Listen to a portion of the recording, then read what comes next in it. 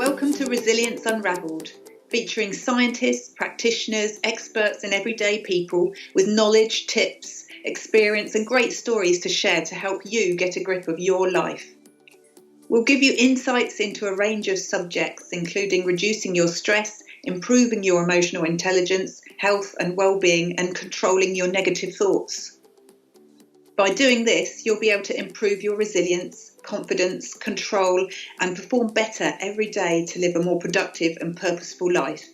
For a free resilience ebook, listen through to the end for details. Here's your host, Dr. Russell Thackeray. So today I'm talking to Mark Tyrrell.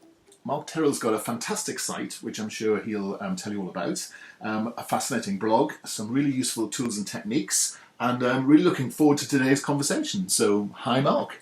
And hello Russell. Now, again, a lovely English accent there, which makes a change for us because often we have people from across the pond. So tell me where you are today. I'm in not so sunny Brighton. We were just talking before the call, I have an office in Oban as well in Scotland, so I got to Scotland a lot. So I straddle the Scottish world and the English world.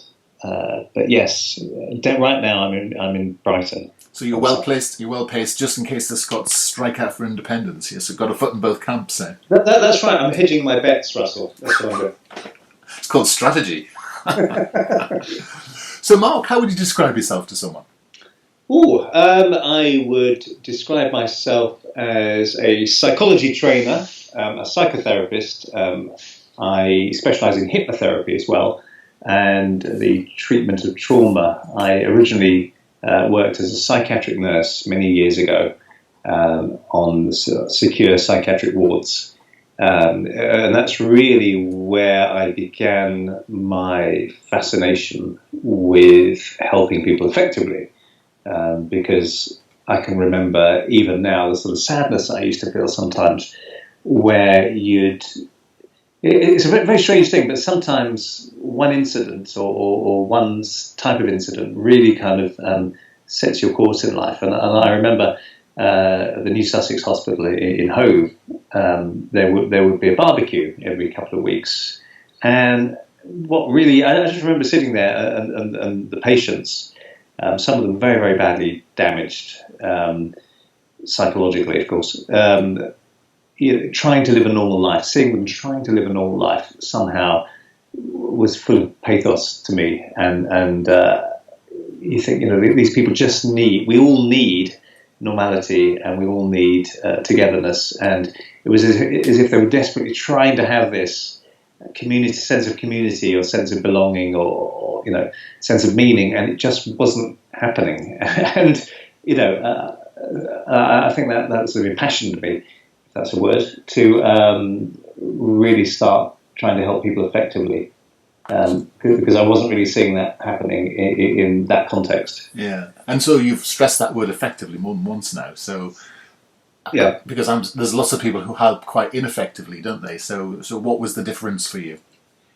I stopped working in the hospitals and went into sort of housing. Then I trained with British Hypnosis Research back in 1993 and started seeing clients pretty soon after that. And I was sort of amazed that some of the clients weren't too dissimilar to some of the patients who'd been long-term patients in the psychiatric establishment.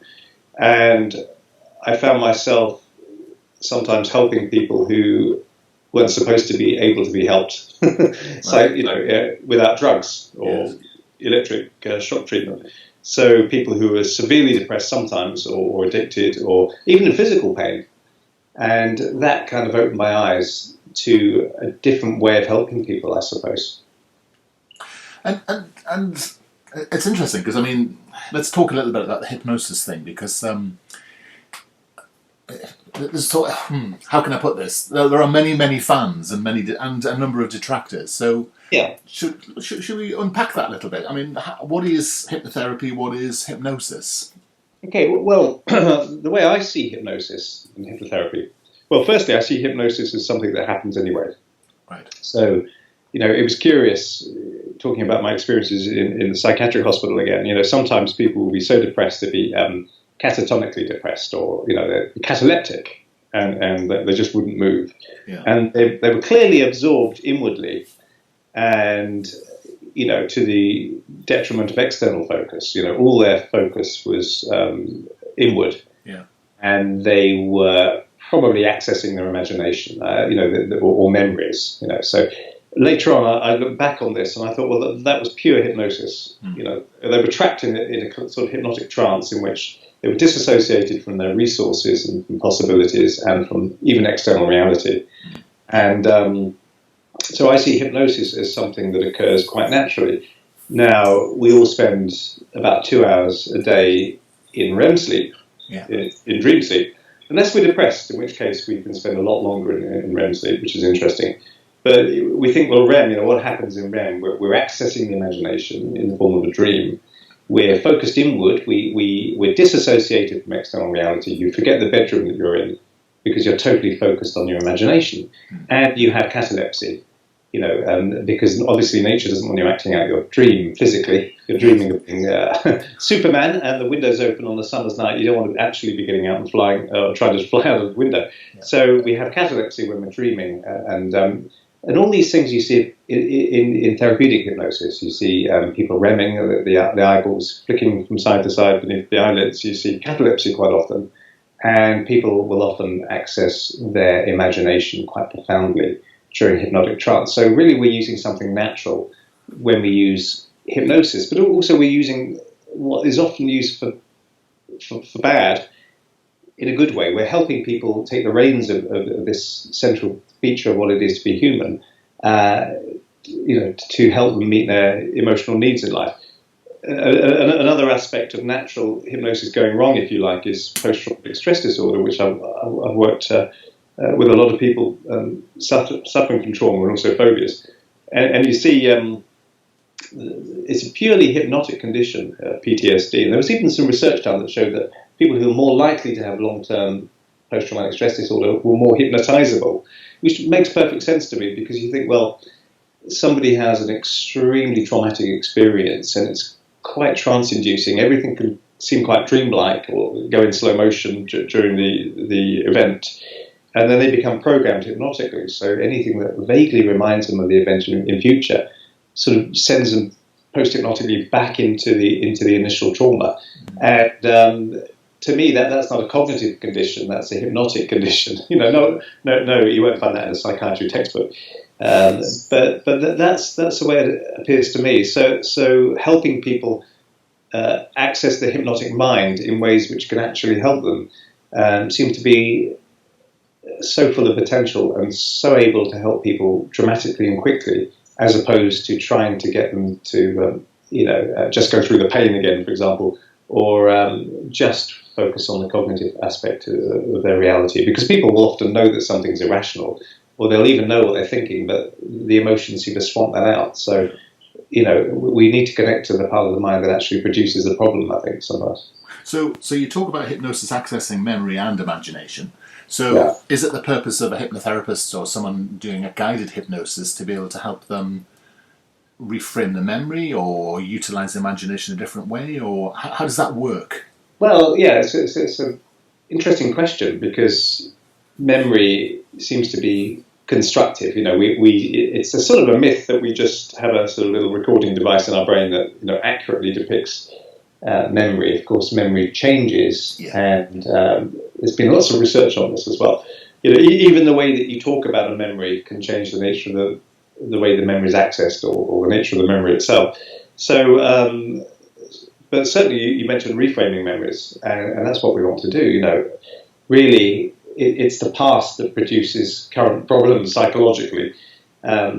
Quite often for people, it's emotional conditioning. Not always. I mean, people suffer if they're not meeting their needs in the present as well. But we might need to reframe the past, either by getting the person to feel more relaxed about a memory, or to have a wider perspective on it. And they may be quite biased in the way that they access the memory, or describe the memory to themselves. So they might be full of self-blame, for example, or in which case we might be able to reframe the past event with them. I wouldn't say for them, but with them, so that they can see other elements, causal elements. It wasn't just their fault, for example. And that can be very important, because we know that depressed people or people with low self-esteem tend to exclusively blame themselves for things when they go wrong. Yes. So it's the false attribution that allows you to reframe and then open someone's minds up to the idea of, is it about seeing the memory in a different way, or is it about reprogramming it almost? Well, it does seem to be, Russell, that when we access a memory from a third-person position, then we have less emotion attached to it. Yeah. So one thing I might do, if someone has, if someone's traumatized, if it's a full, that from Helmand Province in Afghanistan, and they witnessed death and destruction, then I'd use something called the rewind technique, which is a very structured way of helping people comfortably overcome PTSD quickly. But if it's simply a rather painful memory or a sub-threshold traumatic memory, then I might just have the person review the memory from a third-person position whilst relaxed, and notice things I hadn't noticed about that, and even intervene in the as themselves currently go back with their resources and actually sort of intervene in that time.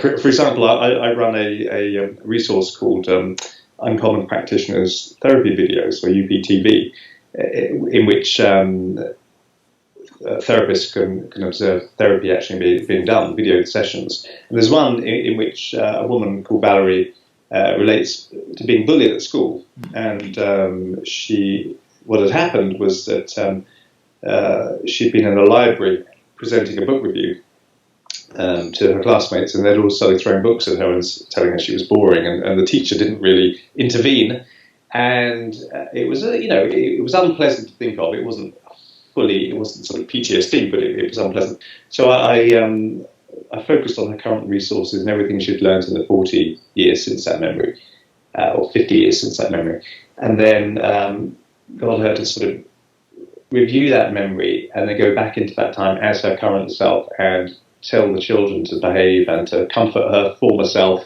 and to tell the teacher to sort of control the class. And so it's not that you're changing the memory, but you're because memory is accessed through the imagination anyway. So so then she could find that she could very quickly feel better about that time. It no longer troubles her, and it doesn't produce the pattern match of feeling disempowered currently in her 60s. So so what will happen if there's a learning experience like that, but what you're learning isn't very nice, then to actually decondition that, we can reframe the memory, but not just as in a thinking sense, but in an emotional sense. A real reframe for me is when things feel different for the person, not just when they can think differently about it. And the two will often go hand in hand. But often we need to have the person feel differently about it before they're able to think differently about it. That's interesting. Now, I have to put my cards on the table. I've actually used hypnotherapy myself, and I'm a big fan of it. But a lot of people have concerns around this idea of these sort of ill-placed memories. So it's been used sometimes in child abuse cases and such like. And there's this idea somehow that the therapist can put a memory in place that wasn't really there. What's your? I mean, as someone who's experienced that, I find that hard to understand or to get my head around. But what's your view on that as a practitioner as well? Yes, absolutely. We need to tread very, very carefully with memories. For example, once I had a man come to see me who had bashful bladder syndrome, and he found it difficult to urinate in public bathrooms. And he knew why this had happened. It occurred when I think he'd been doing his A-level exams, or when he was 18, and he'd been standing next to his father, and his father put a great deal of pressure on him to do well in his exams. And so you don't have to be sort of Freud to sort of work this out. And he said from that point on, he just found it difficult. But he'd gone to see a therapist before coming to see me, and this therapist suggested that this came from sexual abuse. And the therapist also suggests that this man had loved his grandfather, and this therapist somehow worked the idea into his mind that his grandfather may have sexually abused him. Because this sort of thing must come from sexual abuse in the therapist's mind. And they did some guided imagery, and the therapist, he started to sort of have these images of his grandfather and doing horrible things and this kind of thing in a particular room in his grandfather's house. And it really troubled him. He thought, well, I've never had these memories before. So that's a sign. If someone doesn't have pre-existing memories, we can't use hypnosis to uncover memories that weren't there before. A person might access a memory they hadn't accessed in a long time. Gosh, I hadn't thought about that time in a long, long time. But then I started remembering that really good time, and it's great to remember that again. But recovered memories, very, very.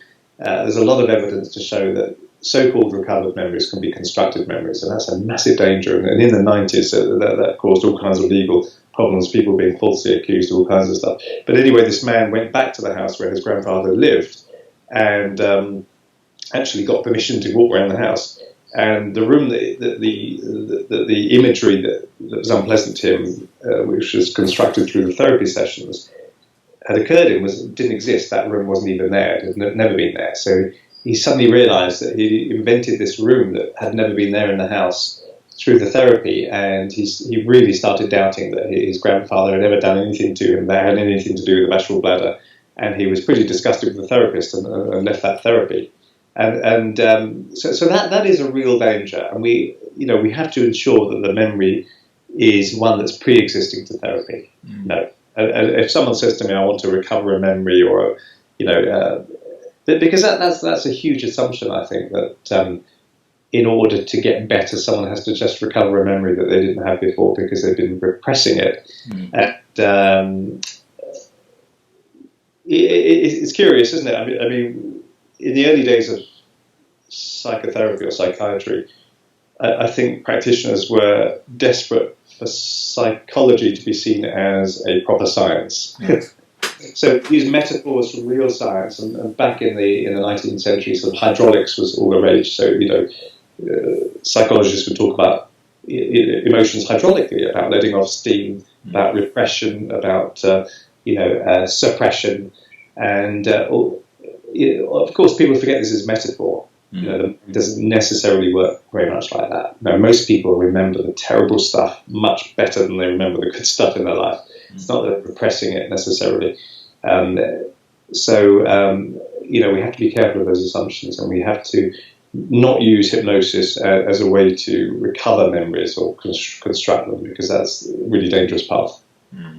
So is there a way, if you think that, well, and we'll talk in a minute about who hypnosis is particularly effective for, but is there a way of checking out a hypnotherapist so you can feel comfortable about knowing that you'll be in good hands? I think we need, yes, I think asking commonsensical questions like, do you work in a solution-focused way? Because the idea that you can just look for causes and as I was saying, discover or rediscover memories or uncover memories, that's the phrase. If the hypnotherapist is working along those lines, then they might not do you that much good, and they could do you a great deal of harm. So are they solution focused? Are they up to date with their understanding of how depression works? And do they use hypnosis alongside other approaches, maybe like CBT, cognitive behavioral therapy, because hypnosis is a tool, it's not a therapy. Yes. It's another therapeutic model. It is a highly effective and powerful tool which can be used alongside other approaches. So what's the general approach to the person? That would be a line of questioning, I think. And I think there's a sort of common sense thing. I mean, there's also codes of practice we have to sign up to and such like. But there is something about, when you first meet someone, especially in hypnosis, you're going to be, potentially in a more vulnerable position because you're going to have your eyes closed, potentially lying back or whatever it might be. You just need to know that you feel comfortable with that person. There's a sort of social comfort that comes from just being with someone with whom you don't feel threatened. They should have that sort of easy to rub along with sort of mentality, I guess. Absolutely, there should be a kind of a chemistry in a sense, or a feeling of well, obviously an innate feeling of trustworthiness.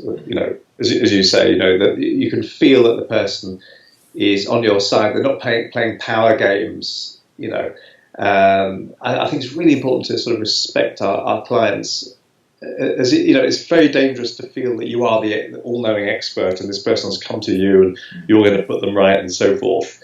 We really need to understand the power of rapport and connecting with whoever walks through our door on an equal footing. I never want to feel as if I'm the all-knowing, all sort of powerful kind of therapist, that knows it all, because of course you don't. Every therapeutic interaction is an explorative experience. That you know some stuff, certainly as a therapist you should do, and you can be really effective. But really the client is the expert on themselves.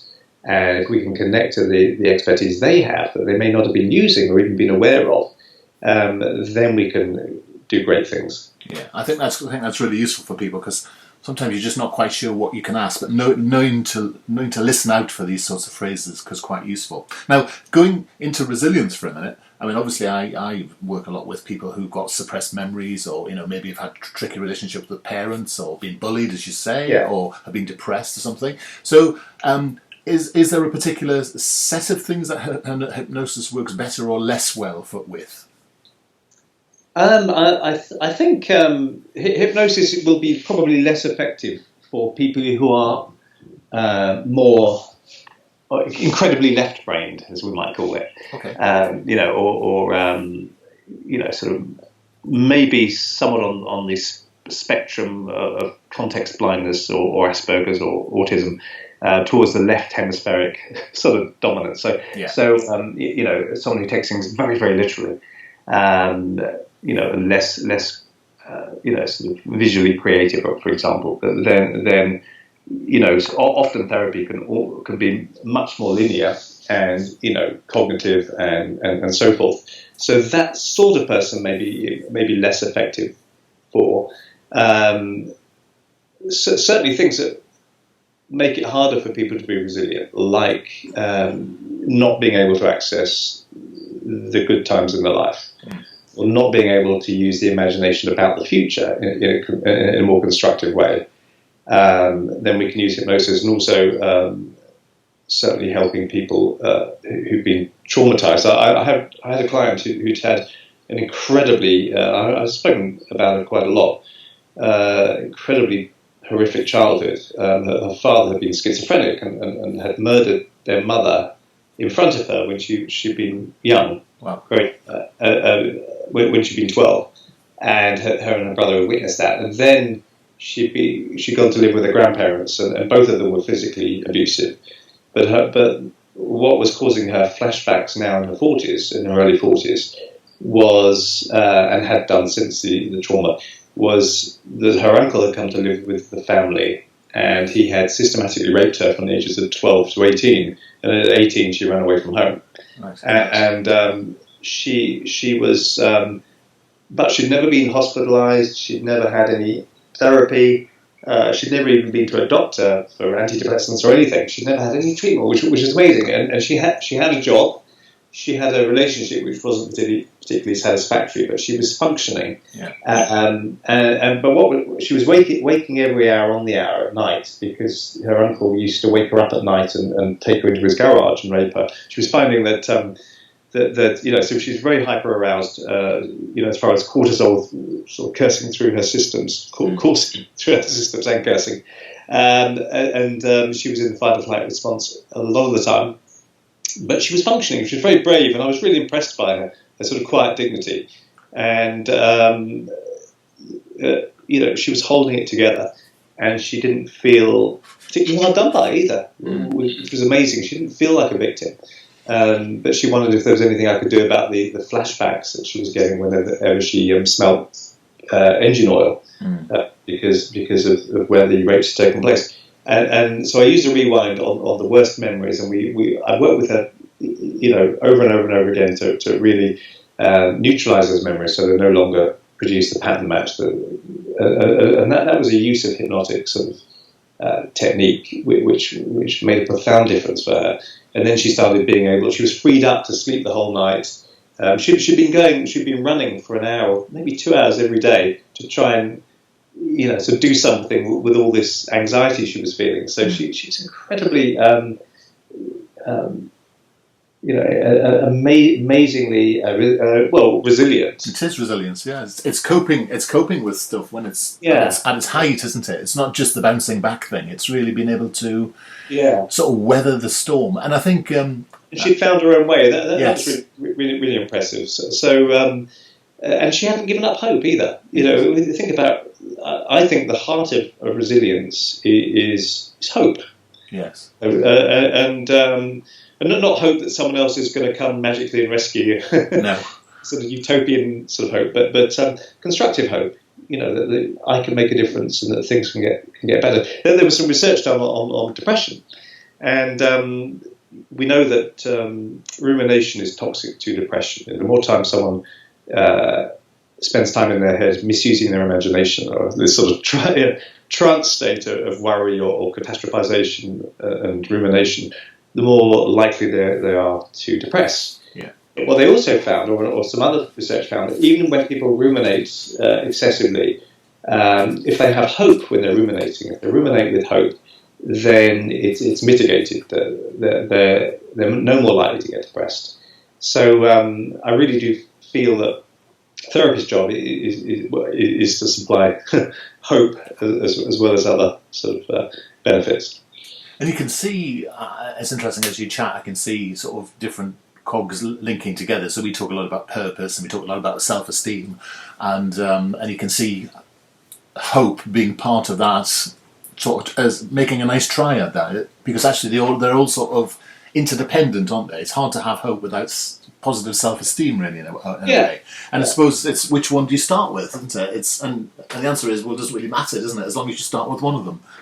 Yeah, I think they all sort of connect to one another, or they all impact one another. But certainly the way you feel about this. I mean, we think about learned helplessness. Seligman's model of learned helplessness. It's really the sort of knocking out of hope in a sense. Yes. And even with animals, you can even. I don't suppose that animals, rats and so forth, have huge imaginative lives, but they can still sort of develop some kind of expectation, even if it's purely sort of an instinctive expectation. So if they're held down in water, then next time they're in water, they stop struggling and they stop trying to survive. Much quicker than the rats not held down in water, and it's just a feeling that I can't do this, and not to say the rat has low self-esteem, but mind you probably would if you were a rat. But they steady now. We'll have people writing in. You're ratist here, but verminist. But yes, if you've been trained to feel that whatever you do doesn't make any difference. Yeah. Then you don't have a sense of hope, because you're totally at the whim of unpredictable fortune, and that's a very dangerous state to be in. What can I do to make a difference in this situation? I can do things. Yes. Is an incredibly powerful background kind of personal psychology to have. Yeah. Now you on your website have a range of hypnosis resources that the general public can use. Would you be able to point us in that direction, Mark, please? Yes, well, we have. We started this site, hypnosisdownloads.com, which is quite a descriptive name, really, back in 2003, and we've got over 1,000 different topics on there, from people, help with people suffering from cancer, which we those are free downloads, or they can donate to cancer charity if they want to, or they can have them free, or they can pay for them if they choose to. To paid downloads on things like interview confidence, weaning off drugs, alcohol dependence, all kinds of stuff, and we've had over 500,000 people use these downloads. Wow. And I think that's right. And we get great feedback. People say they're not a replacement for therapy, although some people have said they'd be more useful than therapy, but it depends on the therapy. But basically, you can listen. It might be 20 minutes, half an hour. We've developed an app as well, so people can use them on their phones, and it's just an opportunity for people to sort of deal with the issue in a very discreet kind of a way. So as I say, it's not that it's going to replace therapy necessarily, because it can't be individualized to that extent. But the thing is, all these problems, if you like, do share so many commonalities. People get depressed in the same kinds of ways. They have the same kinds of thinking styles when they're depressed and so forth. So people have phobias in the same types of ways, even though the phobia focus may be completely different from one person to the next. So we've taken the commonalities of these types of experience, and we've tried to apply the best hypnotherapeutic techniques that we can to each one. And we do get good feedback, which is really heartening. And so this whole process of reframing, you've sort of pulled together into a new book as well, I understand. Yes, I wrote it, but I wrote this book a while ago, but we only sort of published it a couple of years ago. It's called New Ways of Seeing: The Art of Therapeutic Reframing. And really the book is just, it's got sort of introductions to each chapter on, it might be addiction or depression or anger management, and it's got a little bit of stuff about anger and depression and so forth. And then it's got examples, case histories of using reframes in therapy for people who are depressed or angry or addicted or low self-esteem or whatever it might be. And that's also, you can get that independently, you can buy that on Amazon, or you can, or it comes as part of the conversational reframing course, which is an online course for therapists. Because really I feel that we can be a bit clunky with reframes if we're not careful. I think the best type of reframe won't hit someone over the head. It will be metaphorical, or it will be part of a conversation which is very naturalistic. And also it will be an experience for the person. It's not just a question of, why don't you look at it like this, or why don't you think about it like this? But it could actually, it needs to actually be more emotionally compelling than the old way of seeing. So the book sort of, and the course describe ways to actually present a reframe in a compelling enough way for it to kind of be impossible to go back to the old way of limited seeing. Yeah. And one of the things you'll notice if you go on Mark's site is that the conversation we've had today has scratched about 0.4% of Mark's resources, knowledge probably, less than that even. And but I noticed that you've got a new blog series out about the dark side of emotional needs. So that looks fascinating. I'm going to work my way through that. So Mark, to give me a dramatic title, isn't it? I know. I've always been interested in when psychology kind of goes wrong, or when it becomes hijacked by something else. So for example. It's almost a cliche to say that if someone's addicted, they're in a relationship with what it is that they're addicted to. So if you're in a relationship with an alcoholic, there's three of you in the relationship, sort of thing. This is quite a familiar idea. And I've written 9 articles. This is a clear thinking series, which the weekly blog, and there's been a sort of intermittent series within that series about the dark sides of the human needs. So I've taken, for example, the need for attention.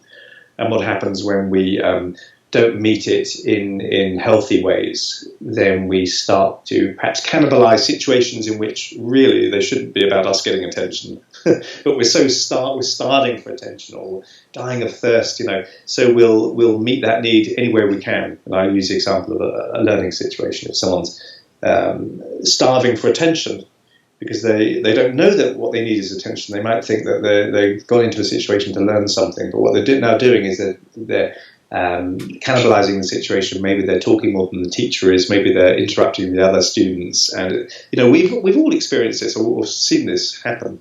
And of course, you can do that for all the needs as well, for status. People can meet their needs for status, legitimately for status and recognition, in ways which can be pretty awful, as we know.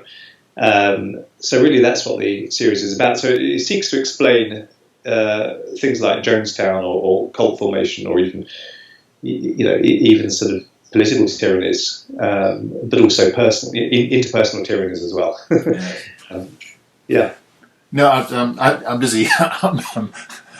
It's a very interesting writing style. It's very, very, what's the word?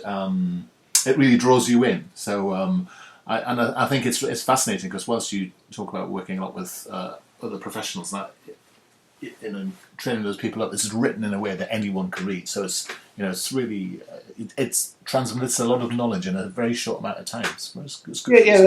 That's my. I actually did a writing because when I first started writing for online articles, so they would try and they were appallingly boring, and although not to me, and then I did a writing course with a writing coach in Canada who was fantastic.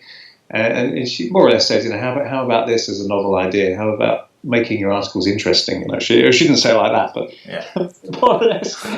So she helped me a great deal, and I find that I hopefully most of the time can make my articles interesting. I've got another website called uncommonhelpme.com. Is it .com? Yes, and it's basically it's about 100 articles on there for people who, not for professionals, practitioners, but for people who perhaps have problems. And the most popular article on there is insecurity in relationships, which is massively popular. Yeah, it's strange. So I do a fair bit of writing. Mark, I've done sometimes what I often do with some of my fascinating guests. I look at the recording dial and I suddenly say we've been going for 36 minutes, and I really thank you so much for the time you've given us today. And as you can probably tell, we've only scratched the surface of what Mark has to offer. So, Mark, thanks so much for your time today.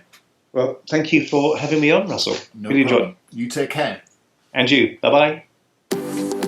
We hope you found today's podcast useful. If you did, why not subscribe and listen to our other podcasts? We would love it if you could leave us a review.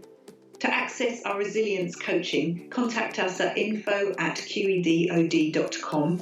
And finally, if you'd like to download our free resilience ebook, go to qedod.com/free ebook. Thanks for listening.